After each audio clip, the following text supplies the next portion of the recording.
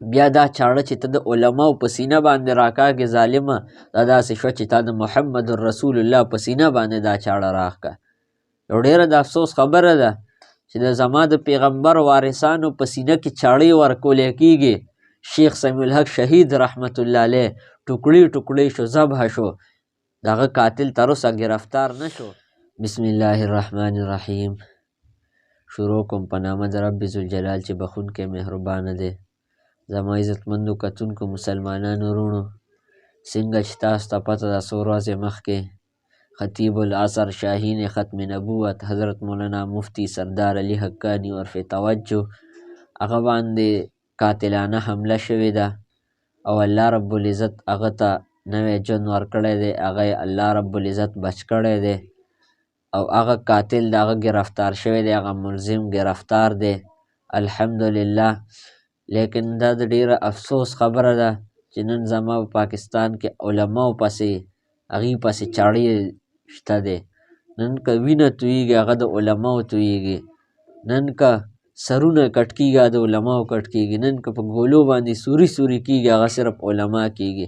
زما عزتمندو یو ډیره د افسوس خبره ده چې نن به زما په پاکستان کې په ریاست مدینه کې هغه به ولې به علم پسې ګوتو چتېږي، ولې به د علم بېعزتي کېږي، ولې به د علم ګستاخي کېږي، ولې به علم ته په سینه باندې چاړه راښکلی کېږي.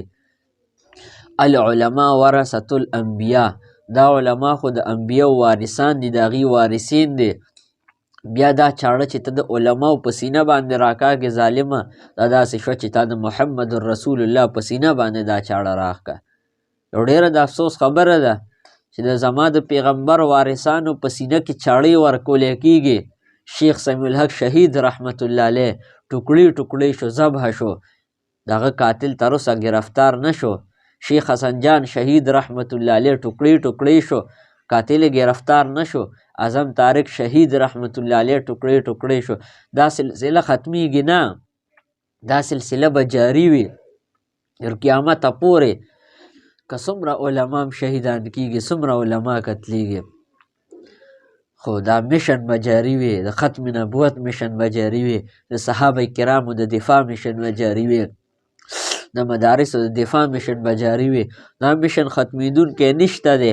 علما به ختمیږي، علما به قتلیږي، خو ختمیږي به نه انشاءالله. دا مشن ختم نبوت دفاع هم علماء دیوبند کوي، د ناموس صحابه دفاع هم علماء دیوبند کوي، او انشاءالله د دیوبند بچی بچی به علماء دیوبند جوړیږي. د دیوبند بچی بچی به شیخ حسن جان شهید رحمت الله علیه جوړیږي.